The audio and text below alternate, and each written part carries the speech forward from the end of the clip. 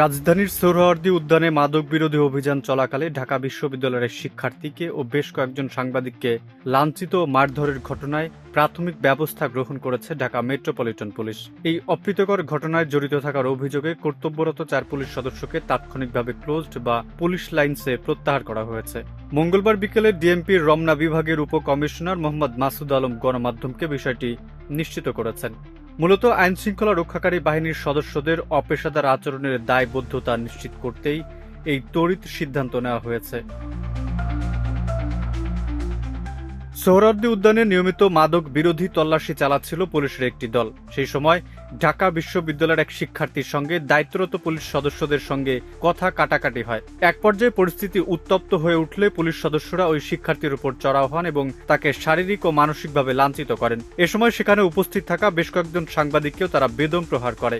বিষয়টি জানাজানি হওয়ার পর বিশ্ববিদ্যালয়ের শিক্ষার্থীদের মধ্যে তীব্র ক্ষোভের সৃষ্টি হয়। ঘটনার গুরুত্ব বিবেচনায় রমনা বিভাগের ঊর্ধ্বতন কর্মকর্তারা বিষয়টি খতিয়ে দেখেন এবং প্রাথমিক সত্যতা মেলায় 4 পুলিশ সদস্যদের বিরুদ্ধে এই শাস্তিমূলক ব্যবস্থা নেওয়া হয়।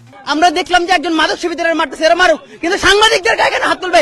বিশ্ববিদ্যালয় এলাকায় বা তৎসংলগ্ন স্থানের শিক্ষার্থীদের সঙ্গে পুলিশের এমন আচরণের ঘটনা নতুন নয়। এমনকি সাম্প্রতিক সময়ে সাংবাদিকদেরকেও লক্ষ্যবস্তু করার অভিযোগ উঠেছে পুলিশের বিরুদ্ধে। এদিকে সোহরাওয়ার্দী উদ্যানের মতো উন্মুক্ত স্থানে মাদক বিরোধী অভিযানের প্রয়োজনীয়তা থাকলেও তা যেন সাধারণ মানুষের হয়রানির কারণ না হয়ে দাঁড়ায়, সেদিকে নজর রাখার আহ্বান জানিয়েছেন বিশিষ্টজনরা।